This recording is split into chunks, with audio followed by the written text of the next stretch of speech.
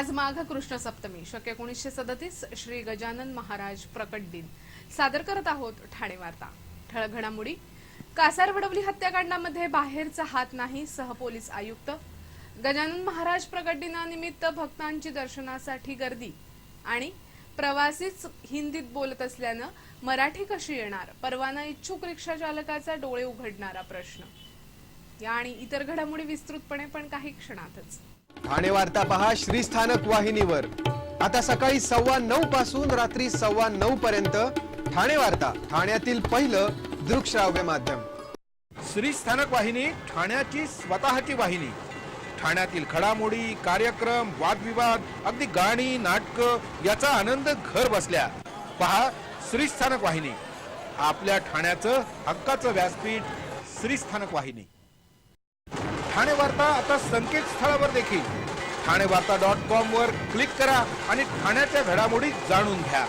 ठाण्यातील पहिलं ऑनलाईन माध्यम ठाणेवार्ता.com। नमस्कार मंडळी, दर रविवारी पाहायला विसरू नका। नमस्कार मंडळी, आपल्या प्रश्नांचं थेट उत्तर। ठाणे वार्ता पहा श्रीस्थानक वाहिनीवर। आता सकाळी 9:15 पासून रात्री 9:15 पर्यंत ठाणे वार्ता, ठाण्यातील पहिलं दृकश्राव्य माध्यम।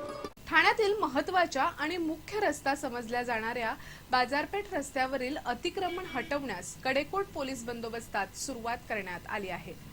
गेल्या काही दिवसांपासून ठाणे महापालिका आयुक्त संजीव जयस्वाल यांनी ठाण्यातील वाहतूक कोंडी होणारे रस्ते मोकळे करण्याचा सपाटा लावला आहे। वर्तकनगर, कापूरबावडी, बाळकुम, कळवा अशा विविध ठिकाणचे रस्ते रुंद केल्यानंतर आता पालिका आयुक्तांनी बाजारपेठ रस्त्याला हात घातलाय। अलीकडेच या रस्त्याची पाहणी करून हा रस्ता रुंद करण्याचा निर्णय त्यांनी घेतला होता। त्यावेळी या रस्त्यावर अतिक्रमण केलेल्या मंडळींनी पालिका आयुक्तांची भेट घेऊन अतिक्रमण हटवण्यासाठी काही मुदत देण्याची मागणी केली होती। पालिका आयुक्तांनी या रस्त्यावरील अतिक्रमण हटवण्यासाठी 1 मार्चची मुदतही त्यावर दिली होती, पण गेल्या बुधवारपासूनच हा रस्ता अतिक्रमण मुक्त झाला होता। या रस्त्यावरून चालणंही सोपं झालं असून परिवहन तसंच राज्य परिवहन महामंडळाच्या बसेस या रस्त्यावरून धावू लागल्या। पालिका आयुक्तांनी यापूर्वीच जाहीर केल्यानुसार या रस्त्यावरील अतिक्रमण तोडण्यास आज सकाळपासून सुरुवात झाली। 4 जेसीबी तसंच 200 पोलिसांच्या फौज फाट्यात या रस्त्यावरील अतिक्रमणांवर कारवाई सुरू करण्यात आली। पालिका आयुक्तांनी प्रत्यक्ष या कारवाईची जागेवर येऊन पाहणी केली। अशोक चित्रपटगृह ते सिद्धिविनायक मंदिरापर्यंत जवळपास 300 अतिक्रमणांवर कारवाई केली जाणार आहे। पालिकेची ही कारवाई बघण्यासाठी मोठी गर्दी झाली होती। ठाण्यातील भीषण हत्याकांडाचे गूढ कायम असून प्राथमिक तपासात हसनैन वरेकर हाच 15 जणांच्या मृत्यूला कारणीभूत असल्याची माहिती पोलीस सहाय्यक आयुक्त आशुतोष डुमरे यांनी दिली आहे।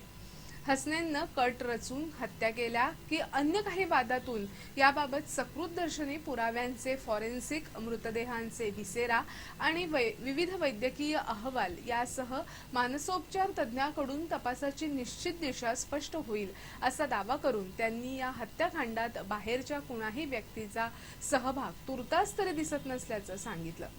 परिमंडळ 1 आणि परिमंडळ 5 सह पोलिसांची विविध पथकं या प्रकरणाचा वेगवेगळ्या पद्धतीनं तपास करत असल्याचं त्यांनी सांगितलं।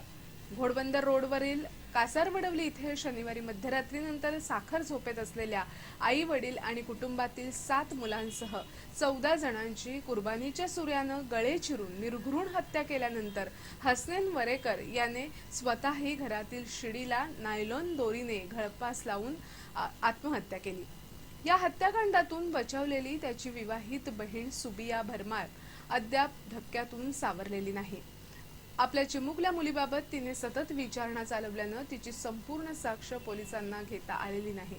घटनास्थळी हस्तगत केलेला धारदार सुरा आणि अन्नपदार्थाचे अंश तसंच परिस्थितीजन्य पुरावे, मृतदेहाचे विसेरा, रक्त नमुने, फॉरेन्सिक अहवाल तसंच इतर वैद्यकीय चाचणी अहवालाची प्रतीक्षा सुरू असून त्यानंतरच तपासाची दिशा निश्चित होईल असं सांगत सह आयुक्त डुमरे यांनी घटनास्थळी कोणतीही चिठ्ठी अथवा लॅपटॉप आणि त्याच्याकडे असलेल्या एकमेव मोबाईलमध्येही काहीच आक्षेपार्ह बाबी आढळल्या नसल्याचं स्पष्ट केलं। या भीषण हत्याकांडाचा घटनाक्रम विशद करताना सहपोलीस आयुक्तांनी अनेक बाबींवर प्रकाश टाकला। पहाटे 2:45च्या सुमारास घरातील 3 खोल्यांमध्ये हत्या करण्यात आल्या. अखेरची हत्या करण्यापूर्वी हसनैननं सुबियाचे प्राण घेण्याचा प्रयत्न केला, पण तिने प्रतिकार करत स्वतःला वाचवलं. तसंच तिने दिलेला जबाब खरा असून या हत्याकांडात तिचा कोणताही सहभाग नसल्याचंही पोलिसांनी ठामपणे सांगितलं. तिच्याही रक्ताचे नमुने तपासणीसाठी पाठवले असून त्यानंतरच अन्नातून गुंगी किंवा अन्य काही मादक पदार्थांचं सेवन केलं गेलं आहे का याचा उलगडा होईल. दरम्यान अधिक पगाराच्या आमिषानं मुलुंड येथील फार्मा कंपनीतून विविध कंपनीत नोकरी बदलणारा हसनैन काही दिवसापूर्वीच नवी मुंबईत नोकरीला लागला होता. या सर्व ठिकाणी काम करणाऱ्या त्याच्या सर्व मित्रांनीही त्याच्या हातून मुंगीही मरणार नसल्याची ग्वाही दिल्याचं डुमरे यांनी सांगितलं. 4 वर्षापूर्वी त्याच्या कुटुंबियांना अन्नातून विषबाधा झाली होती.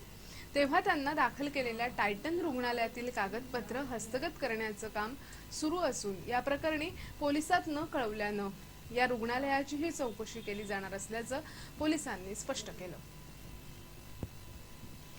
ठाणे शहराच्या काही भागाचा पाणीपुरवठा 48 तास तर काही भागाचा पाणीपुरवठा 24 तास बंद राहणार असला तरी महापालिका प्रशासनानं काही भागाला टप्प्याटप्प्यानं पाणीपुरवठा केला जाणार आहे.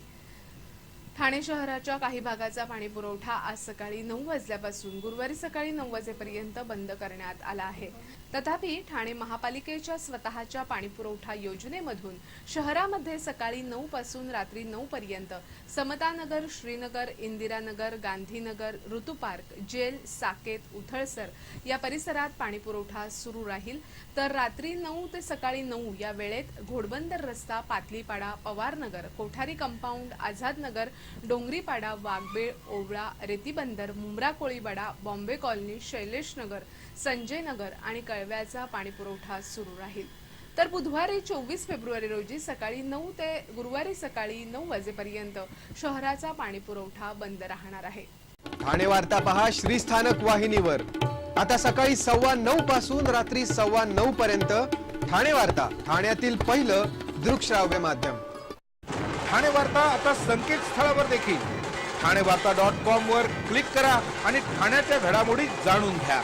ठाण्यातील पहिलं ऑनलाईन माध्यम ठाणेवार्ता.com. डॉक्टर आणि रुग्णांचं पिढ्यानपिढ्यांचं जिव्हाळ्याचं नातं म्हणजेच doctor Bedekar hospital.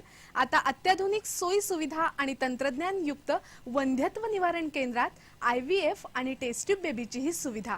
Doctor Bedekar hospital, महर्षी कर्वेपथ, ठाणे. 65 वर्षांची निरंतर सेवा. ठाणे वार्ता पहा श्रीस्थानक वाहिनीवर. आता सकाळी 9:15 पासून रात्री 9:15 पर्यंत ठाणे वार्ता, ठाण्यातील पहिलं दृकश्राव्य माध्यम. दिव्यातील एका 26 वर्षाच्या युवकास सुनीता केदारे या गृहिणीच्या निर्घृण हत्येबद्दल ठाणे जिल्हा न्यायाधीश सुनील कोतवाल यांनी जन्मठेपेची शिक्षा ठोठावली आहे. मुंब्र्यातील लहू धोपट आणि सुनीताचे पती हे एकाच व्यवसायात होते आणि या व्यवसायातील वादावरूनच हत्येचा हा प्रकार घडल्याचं अतिरिक्त सरकारी वकील संगीता फड यांनी न्यायालयाच्या निदर्शनास आणलं. सुनीताच्या पतीनं लहू धोपटला आपल्या घरी येऊ नको असं सांगितलं होतं. त्यामुळे संतप्त झालेल्या लहू धोपटनं ही निर्घृण हत्या केली. 24 फेब्रुवारी 2003 ला लहू धोपट या गृहिणीच्या घरी गेला होता. त्यावेळी तिची 7 वर्षाची मुलगीही तिच्या सोबत होती. लहू धोपटनं सुनीता केदारेला केसाला धरून मारहाण करत बाहेर आणलं आणि तिच्यावर सुऱ्यानं हल्ला केला. तिच्या पोटात तसंच तिच्या शरीरावर त्यानं अनेक वार केले. तसंच डोळ्यात मिरचीची पावडर टाकली. हा सर्व प्रकार सुनीताची लहान मुलगी पाहत होती. तिनं रडत रडत बाहेर येऊन शेजार पाजारांना हा प्रकार सांगितला. शेजाऱ्यांनी लहू धोपटला पकडून पोलिसांच्या स्वाधीन केलं. न्यायालयानं प्रत्यक्ष साक्षीदार असलेल्या सुनीताच्या मुलीची साक्ष ग्राह्य धरत लहू धोपटला जन्मठेपेची शिक्षा ठोठावली. ठाणेकरच आमच्याशी हिंदीतून संवाद साधतात. त्यामुळं गेल्या 40 वर्षात मराठी बोलण्याची अथवा शिकण्याची कधी गरजच पडली नाही. प्रवासी जर मराठीत बोलत नसतील तर आम्हाला मराठी कशी येईल? आपल्याला मराठी समजतं पण मराठी बोलता येत नाही. अशा प्रकारची धक्कादायक उत्तरं रिक्षा चालकांना परवाना देण्यासाठीच्या मुलाखतीत ऐकायला मिळाली. मराठी भाषा समजणाऱ्यांनाच परवाना दिला जाणार आहे. ठाण्यामध्ये 4821 परवान्यांचं वाटप सुरू झालं आहे. यासाठी प्रादेशिक परिवहन कार्यालयात मुलाखती सुरू आहेत. प्रादेशिक परिवहन अधिकाऱ्यांना मुलाखतीसाठी ठाण्यातील काही पत्रकारही मदत करत आहेत. वागळे स्टेटपासून स्टेशनपर्यंत, घोडबंदरपासून कळवा मुंब्र्यापर्यंत प्रवासी प्रामुख्यानं हिंदीतच बोलतात. त्यामुळे मराठी बोलण्याची गरजच पडत नाही, अशी उत्तरं या मुलाखतीदरम्यान ऐकायला मिळत होती. काही रिक्षा चालकांनी आपलं अज्ञान लपवण्यासाठीच परीक्षेचा दबाव असल्यानं उत्तरं चुकीची देत असल्याचं सांगितलं. या मुलाखतीदरम्यान तब्बल 30% रिक्षा चालकांना परवाना नाकारण्यात आला. रिक्षा व्यवसायात बक्कळ कमाई असल्यानं काही सुशिक्षित तरुणी तसंच काही महिलाही मुलाखतीसाठी आल्या होत्या. काही जणांनी उच्च शिक्षण असूनही आपण रिक्षा चालक म्हणून काम करणार असल्याचा दावा केला. 7/12 नोंद करण्यासाठी वसईच्या तहसीलदाराला देण्यासाठी 10 लाख रुपयांची मागणी करणाऱ्या तलाठ्याविरोधात लाचलुचपत प्रतिबंधक खात्यानं गुन्हा दाखल केला आहे. सचिन जाधव असं या तलाठ्याचं नाव असून तो कामण इथे कार्यरत आहे. आजोबांच्या मृत्यूनंतर 7/12 एका व्यक्तीची 3 भावासह नोंद करावयाची होती. त्यासाठी तलाठी सचिन जाधव यानं तहसीलदार सुनील कोळी यांना 10 लाख रुपये द्यावे लागतील असं सांगितलं होतं. या प्रकरणी त्या व्यक्तीनं ठाण्याच्या लाचलुचपत प्रतिबंधक विभागाकडे धाव घेतली. या तक्रारीची पडताळणी केली असता जाधव यानं लाच मागितली असल्याचं स्पष्ट झालं. त्यानुसार त्यांच्या विरोधात वालीव पोलीस ठाण्यात गुन्हा दाखल करण्यात आला. ठाणे महानगरपालिकेच्या तिजोरीवर भारतीय जनता पक्षानं दावेदारी केली असून युती धर्मानुसार भारतीय जनता पक्षाचे संजय वाघुले सभापतीपदासाठी बाशिंग बांधून सज्ज झाले आहेत. काल झालेल्या सर्वसाधारण सभेत स्थायी समितीवर 8 नव्या सदस्यांची निवड करण्यात आली. यामध्ये शिवसेनेचे 4 तर भारतीय जनता पक्षाच्या 1 नगरसेवकाचा समावेश आहे. राष्ट्रवादी काँग्रेसचे 2 तसंच काँग्रेसचा 1 सदस्य निवडून आला. दरम्यान स्थायी समितीच्या सर्व सदस्यांना 1 वर्षाचा कालावधी मिळणार असून स्थायी समिती सभापती पदासाठी मोर्चे बांधणी सुरू झाली आहे. शिवसेनेचे ज्येष्ठ नगरसेवक विलास सामंत, दशरथ पालांडे, उमेश पाटील, संभाजी पंडित तर भारतीय जनता पक्षाचे गटनेते संजय वाघुले यांचा समावेश आहे. राष्ट्रवादीच्या प्रमिला केणी, सुहास देसाई तसंच काँग्रेसचे यासीन कुरेशी यांना देखील स्थायी समितीवर संधी मिळाली आहे. माजी महापौर अशोक वैती, स्थायी समितीचे सभापती नरेश म्हस्के यांच्यासह 8 सदस्य निवृत्त झाल्यानं त्यांच्या जागेवर या नव्या सदस्यांची निवड करण्यात आली. दरम्यान बहुजन समाज पक्षाचे विलास कांबळे यांना डावलल्यानं त्यांनी न्यायालयात दाद मागण्याचा इशारा दिला आहे.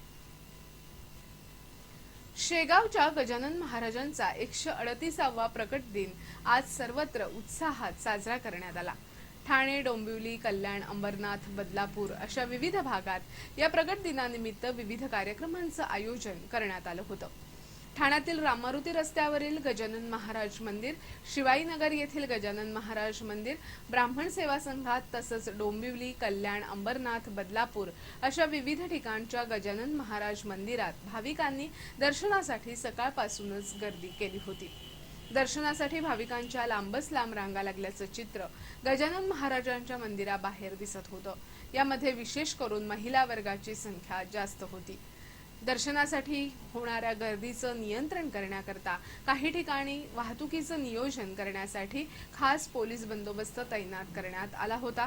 प्रगट दिनाच्या निमित्तानं गजानन महाराजांना आवडणाऱ्या खिचडी, भाकरी पिठलं, आंबाडीची भाजी, दाण्याची चटणी अशा प्रसादाचं वाटप ठिकठिकाणी केलं जात होतं.